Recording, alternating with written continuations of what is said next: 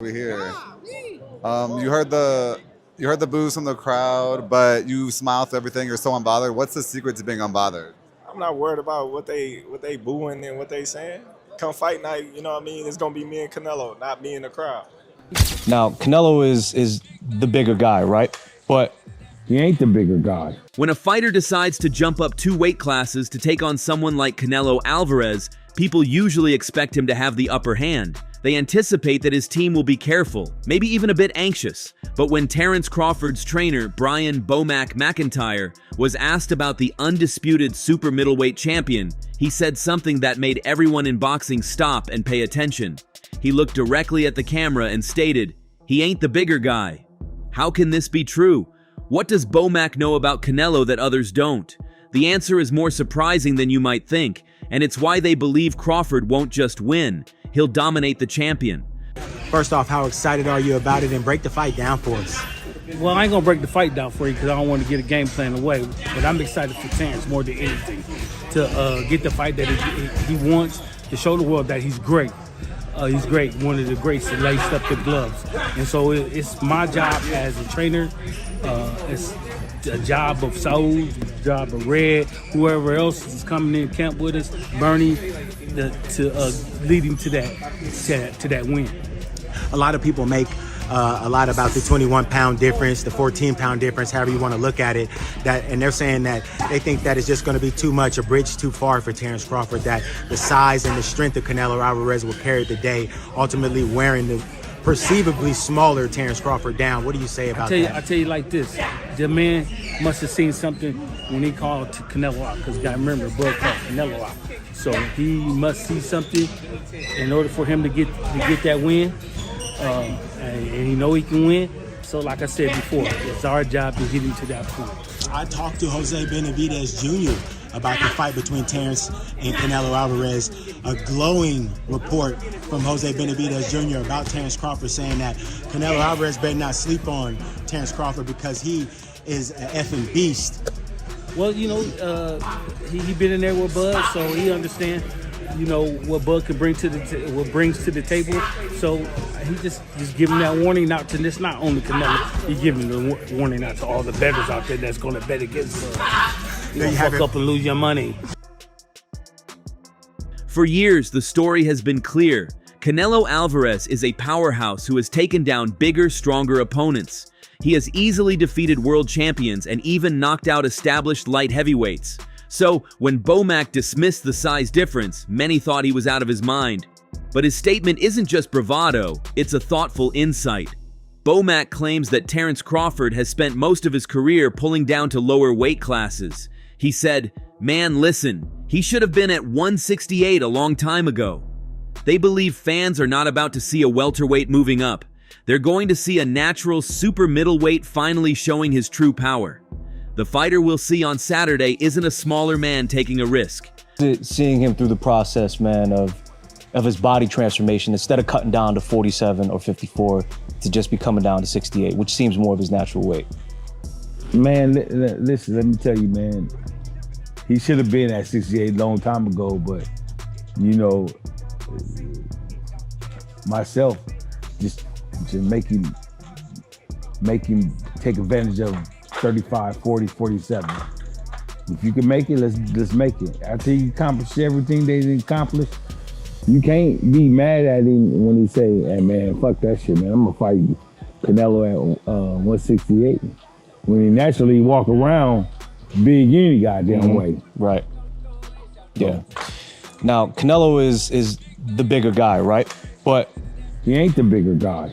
Are you aware, I assume you are, but let me ask, of the old adage in boxing, the great big man beats the good big man beats the good little man? But that's what they say, but it's not always the case.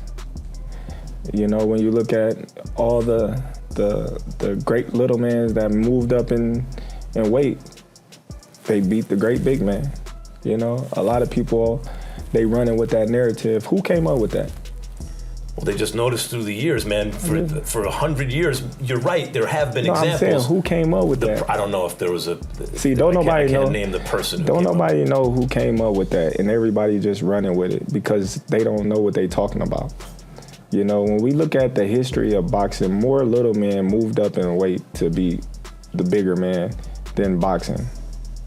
More little men, when you talk about Floyd Mayweather, and when you talk about De La Hoya, when you talk about Pacquiao, when you talk about Sugar Ray Leonard, when you talk about Roberto Duran, when you talk about Canelo Alvarez, when you talk about Terrence Crawford, when you talk about Shakur Stevenson, I can name fighters for days that was smaller, that moved up in weight consistently and was successful. But even if Crawford is at his natural weight, what about Canelo's legendary power? That kind of power has knocked elite fighters to the canvas. That's definitely something to think about. When BoMac was asked about it, he remained completely unbothered. His response was remarkably confident.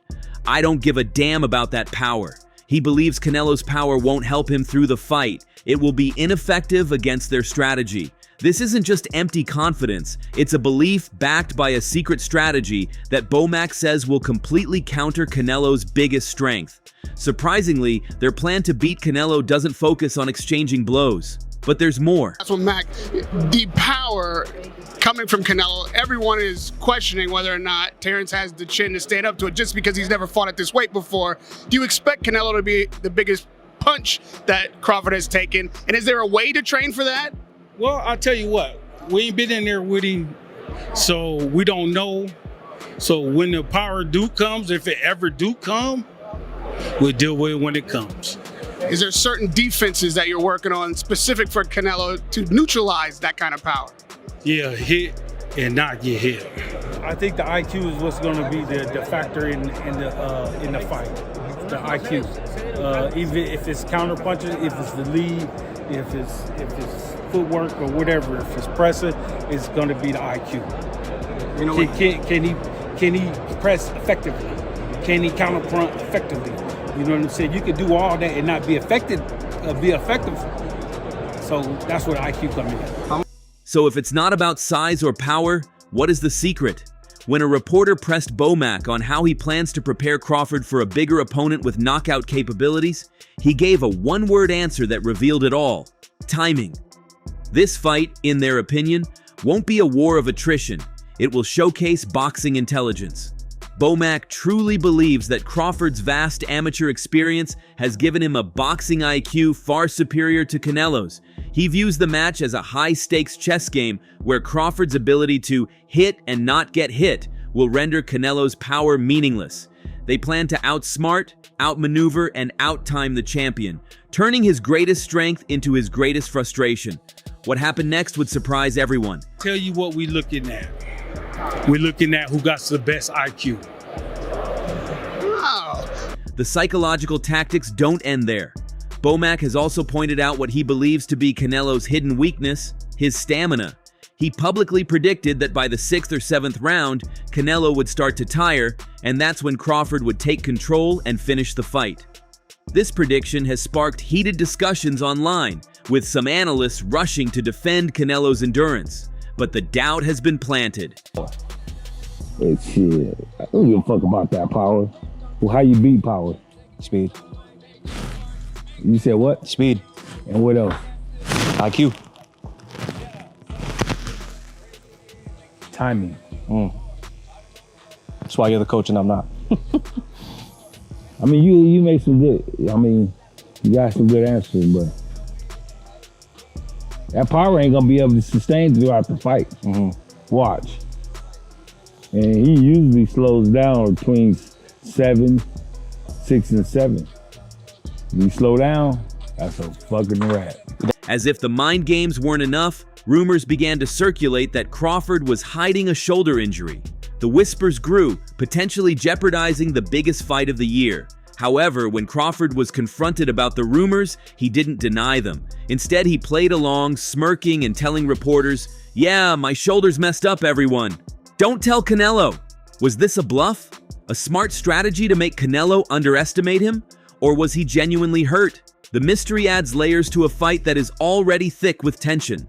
Crawford's camp is using every tactic available both inside and outside the ring to gain a mental advantage. You already know that everybody or many people saying that, I don't know if the left one, the right one, or both, but somebody says that you have a some kind of problem in any one of your shoulders. Can you just clarify what is your position about those rumors? Yeah, my shoulder messed up, everyone.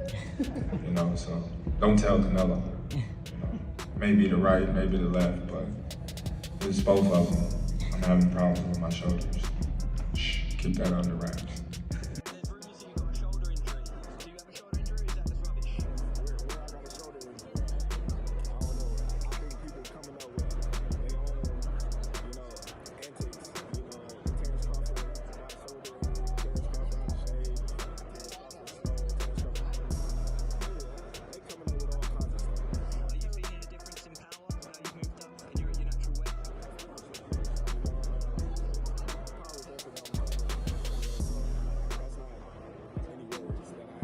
Despite being the betting underdog, Terence Crawford's confidence has only grown.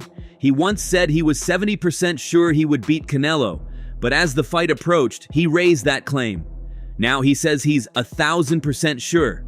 This isn't just a fighter trying to pump himself up. This is a man on a mission, someone who has been told throughout his career that he wouldn't reach this level. He is on the brink of making history, striving to be the first male boxer to be an undisputed champion in 3 different weight classes. To him, this isn't just another fight, it's his legacy. We never 100%. What percentage are you? I'm gonna say 70. Really? Yeah. The 2/3 chance you'll win. Of course. I'm always